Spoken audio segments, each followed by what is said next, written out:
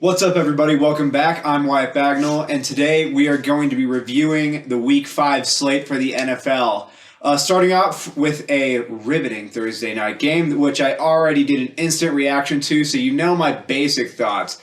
But going a little more in depth here with the Colts 12 in Denver at... I can't even talk.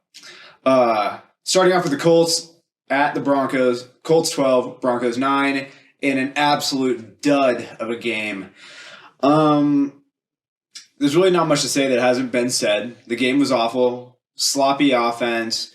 Both defenses looked great, but some of that really was just these offenses are absolutely incompetent. The Broncos are in real trouble. I think this is more indictment on the Broncos, especially because they're in a much tougher division. And with the rest of the AFC West sort of pulling away from them, they need to turn this around really fast if they want to have any chance at all of making the playoffs. And at this point, I think it's a slim chance. But this week's game with the Chargers becomes an absolute must-win for them. If they can't pull this one out, they're pretty much dead in the water. As for the Colts, again, not impressive. They're not getting talked about as much because they won. But I would still have my finger hovering firmly over the panic button. The AFC South is just a much more winnable division. Any team could take it because they're frankly all bad. So, fair on them, good play. Overall sloppy game. And, I think this is one of those burn the tape type of games. Not for those teams. They should take a lot from it. But for us as fans, let's try to scrub this one from our memories. That was about as ugly as it gets. Full of bad decisions, bad plays, and just an overall dud, right? On to the Sunday slate of games. We're going to start off with the early morning game across the pond with the Giants. Technically, this was a home game for Green Bay. So the Giants and Packers in London. Giants 27, Packers 22. A collapse from the Packers. I am not exactly sure what to make of this one in a lot of ways. I said going into this one, I thought this was a game like a battle of two fool's gold teams, and I still pretty much feel that way. The Giants got the better of them and showed a lot of flaws in Green Bay that really shouldn't exist. The Packers defense just simply is not living up to what it needs to be, especially against an offense that really has no wide receivers. Daniel Jones has been dealing with some injury issues. He played, but he had to really grind it out. Saquon Barkley's playing amazing, but other than that, the Packers defense really didn't have much to worry about. The Packers offense, they still have a huge problem in their passing game. Those receivers have not come along fast enough. Maybe they'll be good in the future, but the Packers need them to be good right now. Otherwise, they might make the playoffs because the NFC just isn't that deep, but they're not going to make any noise once they get there. A.J. Dillon and Aaron Jones are both really, really good running backs, and I'm a little bit confused why the Packers didn't try to run this thing out more once they had the lead. But they didn't. They tried to put it on the arm of Aaron Rodgers and in the hands of those receivers. Didn't work. Giants come away with a win. Giants go to 4-1. Packers fall to 3-2. And both of those teams, it's sort of amazing that they are where they are. I'm really interested to see where they're going. And I'm going to be doing a contenders, pretenders video after this week's slate of games. And these are two of the teams I'm really looking out for this weekend for placing them in that. Next up, this one was interesting. Pittsburgh 3 at Buffalo 38. Buffalo basically stopped playing around halftime. This game was done by then. This was an absolute domination. It was a wipeout. Kenny Pickett's first start. We shouldn't have expected anything great from him, and he didn't play great. He also didn't play awful. We've seen other quarterbacks get way more embarrassed in certain games. It's not going to show up in the scores and stuff like that. But really, Kenny Pickett wasn't the problem here. The problem here is that the Pittsburgh Steelers are absolutely outmatched and outclassed against any contender. Buffalo is also maybe the worst one to run into. To me anyways, they're the best team in the league right now. And this game went pretty much how it should have. The Steelers just aren't it this year. They're rebuilding. They've acknowledged it inside that building. Deontay Johnson, I think, was the one that came out and acknowledged that they're sort of rebuilding, and that's why they're going to roll with Kenny Pickett and everything like that. But as for Buffalo, this was very, very impressive. They went through two games where it looked a little bit tough. They won one, lost the other. Injuries played a big part. But this one, they came back with a fury heading into a week 6 monster matchup with Kansas City. That is the game of the week to me, and it is really, really exciting to see Buffalo coming into it, holding up their end of the bargain. Continuing onwards, we have the Los Angeles Chargers at the Cleveland Browns. Chargers 30, Browns 28. This is a game that, even though they won, really, really, really has me concerned about the Chargers. They make too many stupid decisions that are going to bite them against really complete teams. The Browns should have won this game. They missed a kick at the end, but that fourth down decision by the Chargers was ludicrous. There are certain situations in which you can do that, but you have to keep in mind the way you are playing and the way they are playing. The Browns got close enough to win, and the Chargers are very fortunate to be sitting here. The Chargers are way too talented to be playing the way they're playing, and Brandon Staley's seat should be heating up. If they miss the playoffs or they have an early exit because of a decision like that, his head could be on the block. And frankly, I think that's really, really fair. Justin Herbert, he's getting healthier. Keenan Allen will be getting healthier. Joey Bosa will get healthy eventually. Hopefully, by the end of the year, he'll be back. But the Chargers, they're still too talented to be getting in these dogfights with a team like the Browns and Jacoby Brissett, and it takes a missed kick and a dumb interception on the goal line from Jacoby Brissett for the Chargers to win. This was a game that they should have run through. But instead, they showed they still can't stop physical teams, and they still will never just put anyone away. They've yet to have the win that they're supposed to have against a clearly inferior opponent, and it really, really concerns me about the Chargers. They're going to have another chance to do that this week, and I fully expect them to put their foot on the gas and go and get this one done against the Broncos. So we shall see. Houston Texans at the Jacksonville Jaguars. Texans 13, Jags 6. Again, two bad teams from the worst division in football. I expected Jacksonville to win this game. There was a lot of positivity around the Jags, especially after their beatdown of the Chargers. But nope, they still can't beat the Texans at home. It's just a weird one, man. This is the Texans' first win of the year. All that positivity around Jacksonville's gone. I don't really want to talk about this game that much other than to just say it's just disappointing to see a team like Jacksonville that everyone got a little bit excited about come crashing back to earth and get put firmly back in their place. Hopefully, I didn't like anything the Jags did this offseason, so I'm not all that shocked, but I expected more from them. I expected them to take some steps forward, and right now it looks like that Chargers game was much more of a fluke than it is like a standard recurring thing that we're going to be seeing often. Good for the Texans. They finally get a win after remaining close in a couple of these games. They finally get one done, and yeah, both these teams will be picking near the top of the draft again, I suspect. Next up, Chicago Bears at the Minnesota Vikings. Bears 22, Vikings 29. This game started off as a blowout, right? And then Chicago clawed its way back. Weird, considering the Bears have an anemic offense. But the Vikings are a very hot and cold team that I'm not entirely sure I buy. I buy them to win the NFC North. I picked them before the year because I think the Packers are extremely flawed. I still believe that. But the Vikings are far from consistent, and sort of like the Giants are. It's really weird and questionable how they even got to 4-1. Good for them. That's awesome. And it's entirely possible that they could hit 7-1 going into their bye week. I think they might lose one of their next 3, but we'll see. We'll get into that with the predictions. But overall, man, I would just love to see the Vikings put a real stamp on a game like they did in week 1 against Green Bay, especially a team like Chicago. I think if the Vikings were really, really legit, this would have looked closer to the Buffalo-Pittsburgh game. But instead, they let a team like Chicago claw back, even take the lead, and they had to really fight for this game, which is a little bit discouraging. But hey, they came out with it, so good for the Vikings.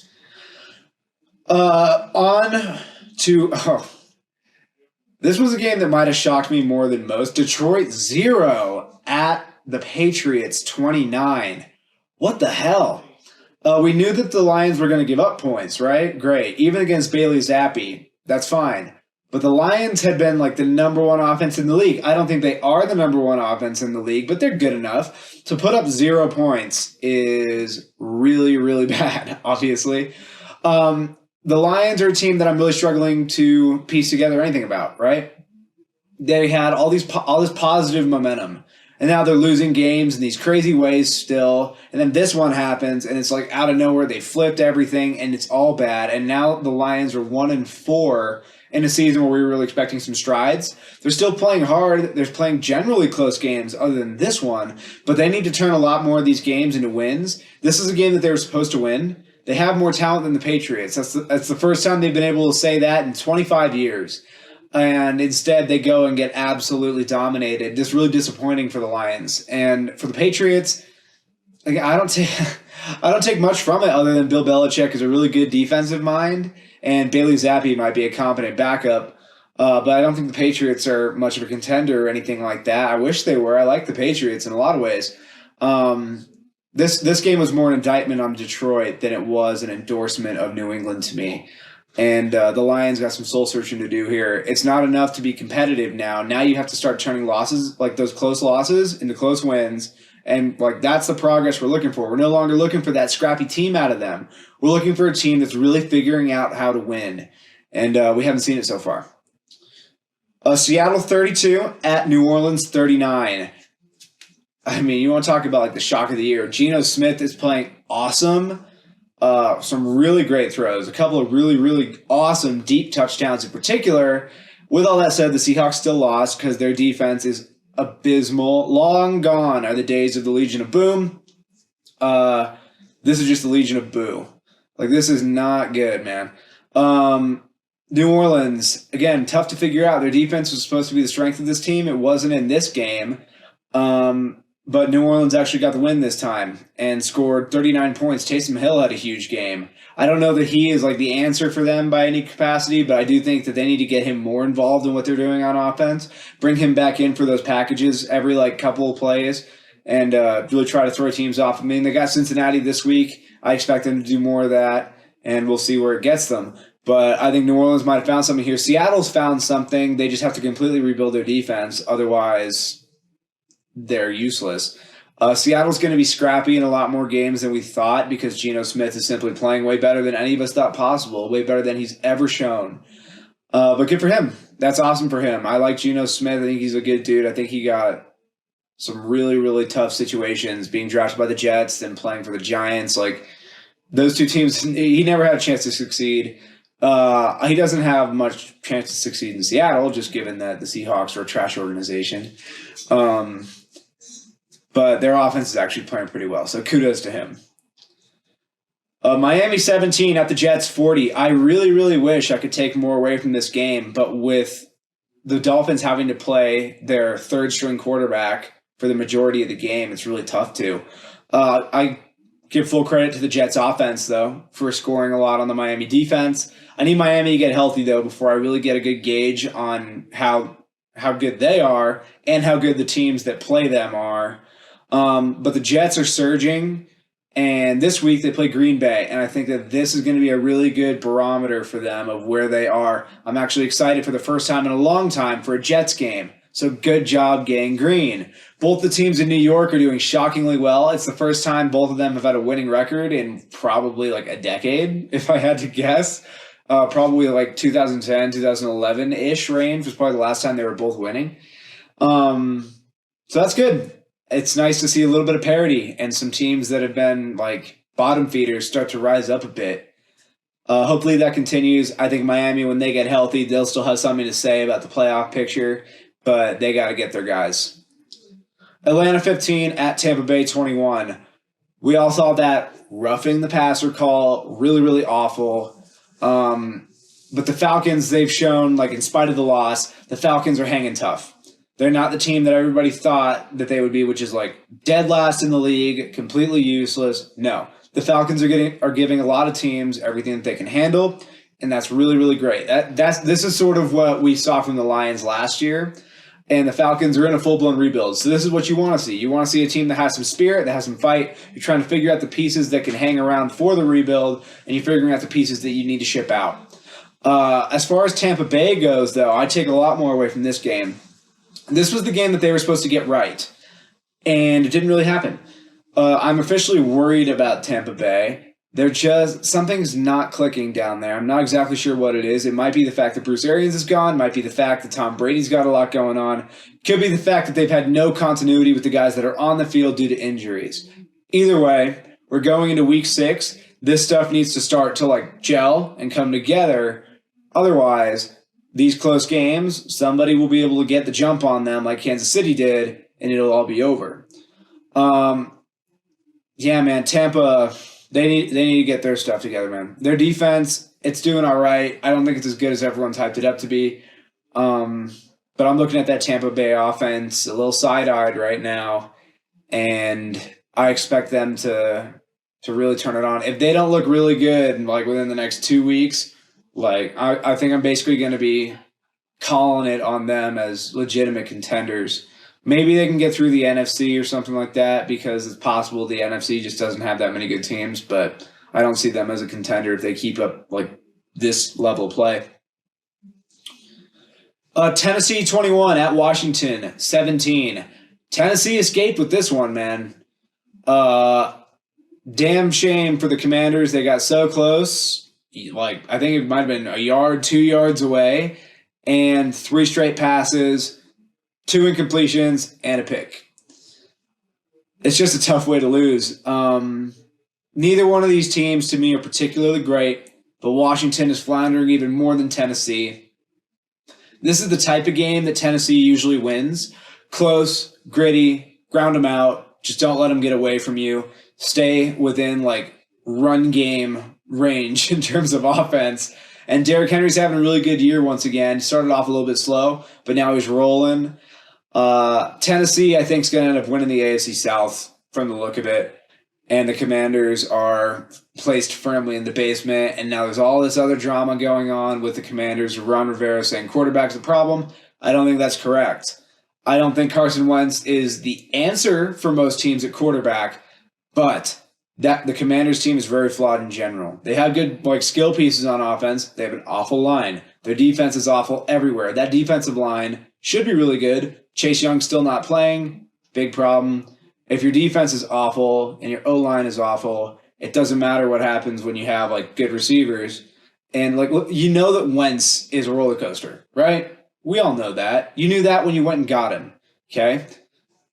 That Rivera coming out and saying that is really, really disappointing. I expect more from a coach like Ron Rivera, especially in a situation like this where it really is not Carson Wentz's fault. The rest of this roster and that culture there and that organization and everything going on there, that whole environment is just a toxic cesspool of an organization that needs to be purged. So, yeah, I mean, Washington, they might be able to get a win this Thursday just by virtue of playing the Bears, but no, I mean, Carson Wentz, he's not winning them games, but he's also kept them close in a few of them. So I just think that's a little bit of a ridiculous statement. But as for Tennessee, you escaped with the win. Good job. Try to just keep stacking them. And I think that if they can hit 7 or 8 wins, it might be enough to win the South. I don't think you need any more than 9 to win the South. So we'll see. Titans are interesting. They started off 0-2, and now they're up above 500. So good for them. 49ers 37 at Panthers 15. San Francisco did everything they were supposed to do. Unfortunately, injuries are starting to add up for them, but I don't think it's a huge problem. They've been able to handle them so far. Nick Bosa goes out with a groin injury, not a bad injury or anything like that. I think it said groin tightness or something. He might miss a game or two. That's okay as long as it's not significant. He came out. They didn't have any issue rushing the passers still. Emmanuel Mosley tears his ACL out for the year. Not great, but he's the number 2 corner in a secondary where everybody else is actually playing really well. So I think it's something that can be overcome, especially when our pass rush is playing well, our linebackers are great. Travarius Ward's playing really good at the first corner spot. Talanoa Hufanga, Deshaun Gibson are both very capable safeties. Jimmy Ward was back, broke his hand. He was out also. But we played the start of the year without him, and we're still a top defense. So I think we can manage these injuries for a few weeks on the defensive end. It's just if they extend beyond that I'm going to get a little bit worried. As for Carolina, it's really bad. As everybody knows, they fired Matt Rule. I think that's Not shocking to anyone. The Panthers were heading in the wrong direction. Everyone knew it was coming. They might as well have gotten the jump on it now. I think for them, the game, like the name of this game, really is tank it. If they can get the top pick in a class that has Bryce Young and C.J. Stroud, they can really attract a top tier head coach to try to go and get those guys. The question is, how close do they think they are? Are they a quarterback and coach away, or do they think that they need to trade away all these other pieces and just completely tear it down to the studs and rebuild? I think that there's a few pieces they could trade. I think if you trade McCaffrey, that's smart. I know a lot of teams have inquired about DJ Moore. I'd be a little more hesitant to let him go unless somebody comes at me with a great deal. But guys like J.C. Horn, Brian Burns, Derek Brown, those are guys that you probably want to keep on the defensive side, but I wouldn't be if I'm the Panthers, I wouldn't be absolutely refusing phone calls for anybody. Jeremy Chinn's another guy on that defense. So we'll see. I mean, the Panthers, it didn't go well, and Matt Rule just wasn't the right guy for them. Tepper's not a patient coach, Tepper's not a patient owner, and time ran out on Matt Rule. So we'll see. Panthers gone. They're already dead and buried. Unless Steve Wilkes just coaches his ass off, the Panthers should be in a really good position to get a top quarterback and a top coach. So we'll see. I don't think I know Sean Payton's been thrown out there a lot. Not going to happen. The Saints still own his rights. The Saints would be probably willing to let a couple teams come and try to get those. They're not going to let another team in the NFC South get it. So, yeah, I would give up on that, Panthers fans, before you get too attached to the idea. You'd probably have to sell your soul to the Saints to even get close to it. I don't think that'd be worth it. There's too many other good coaches out there. I would pursue one of them. Philadelphia 20 at Arizona 17. Closer game than you would expect, but Philly still pulls it out. They win. Awesome. Philly showing that they can win some close games, some tough games. They're just better than the Cardinals. The Cardinals really aren't looking great.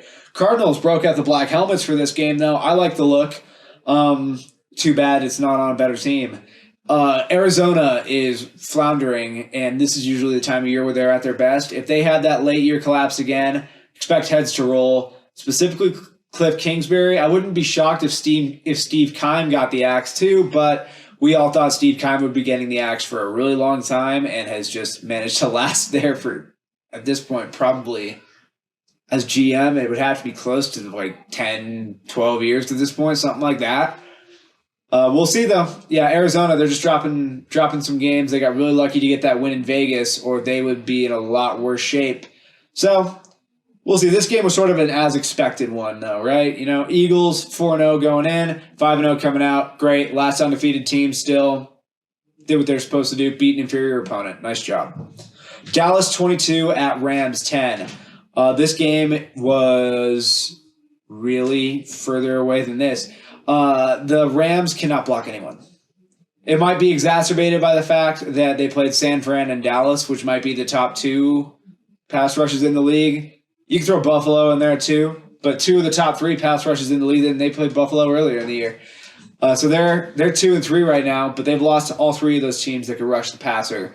And that's sort of a trait of playoff teams, is they can rush. So LA's in real trouble. They don't have anybody besides Cooper Kupp. Their offense is really not performing well. And their defense, they hold up, but you really sort of have to wonder about how much of an accomplishment is it to hold Cooper Rush and that offense down. The Cowboys play Philly this week. Huge game, because if they win this game, they're on top of the NFC East. And we'll see. I think Philly might have the exact type of build to handle Dallas, which is a really strong O-line and a balanced offense in general. And then Cooper Rush is probably playing again. I think it probably catches up to them this week, and they lose. But they're sort of playing with house money. And after this game, I think they take on two pretty easy opponents afterwards, which for me, that'd be when I try to get Dak Prescott back into the lineup. Let Cooper Rush go to Philly, handle that. You don't want to put Dak back in and throw him right into the fire there, especially with the way that a bunch of idiots are out there talking about how Cooper Rush needs to replace Dak. The Dallas offense has not been why they're winning games. The Dallas offense in this game scored 15 points, all right? The defense scored the first touchdown of the game. So in reality, this game's like 15-10 and much closer from like a scoring perspective than you'd think. But the Dallas defense just had the Rams all day. They smothered them. Rams need to do some soul searching. Luckily, there's no better team to like search your soul on than the Carolina Panthers, who are coming to town. I think the Rams will not get right, but they're going to have a good showing and alleviate the pressure for a week.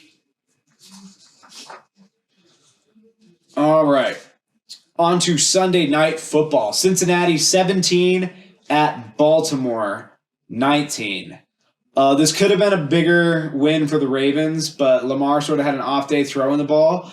I said for a long time I don't believe in the Bengals. I believe last year they caught a lot of teams by surprise. I believe Zach Taylor is the fourth best head coach in his division. I believe Joe Burrow got a lot of hype for what was really a lucky run, where he didn't even play that overwhelmingly great. He just had a few timely plays at a few like really great moments, which is great. Good for him.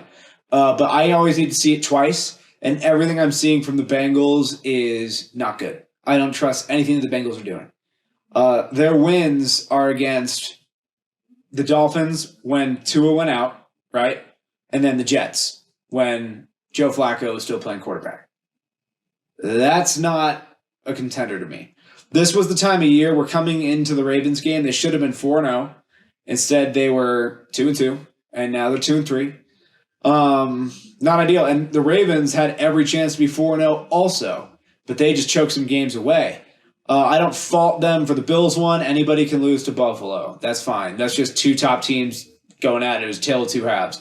The Dolphins one was a little bit concerning, but this one, they showed great adjustments from last year. They handled the Bengals offense, and they got back on track. I picked Baltimore to win the North. I still feel good about that.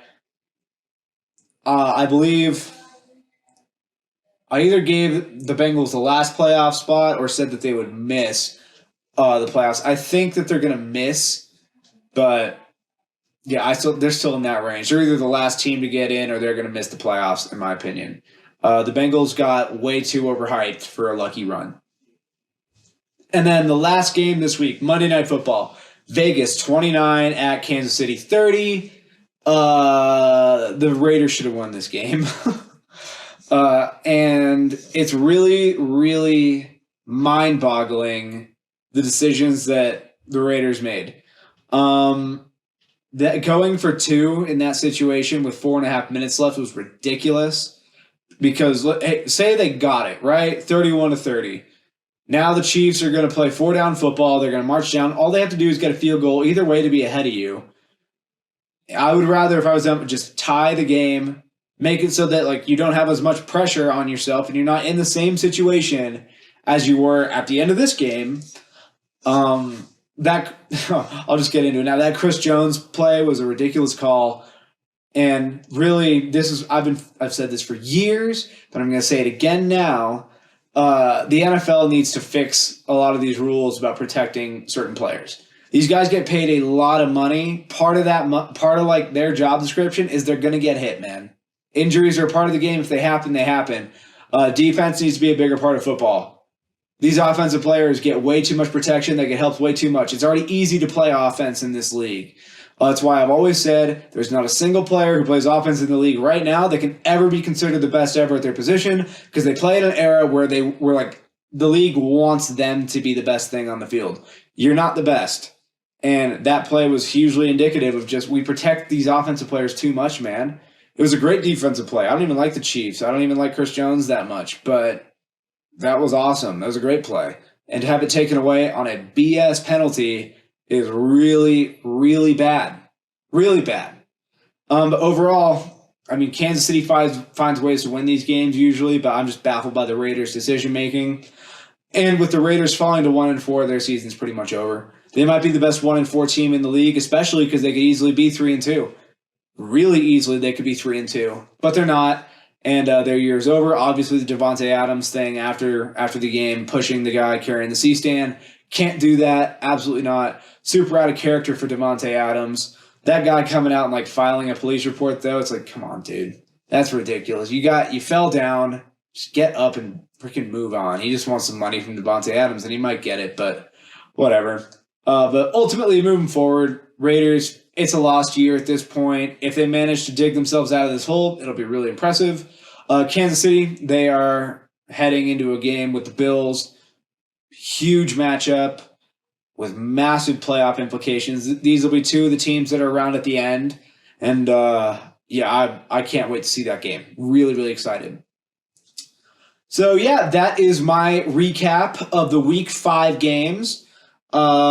I thought that I was going to have an awful week picking the games, especially like the morning slate is always where I seem to lose my games. I'm always really good at like the afternoon and Sunday night and Monday night games. Went 11-5 overall, so I can't complain too much. Hopefully you guys enjoyed watching the games this weekend. I thought that a lot of them were going to be a little bit predictable. Most of them were, but we got a few surprises in there, which is great. Next weekend, or this coming weekend for Week 6, we got some awesome ones, which I will be previewing here in just a couple minutes. So, keep your eye out for that video, and peace.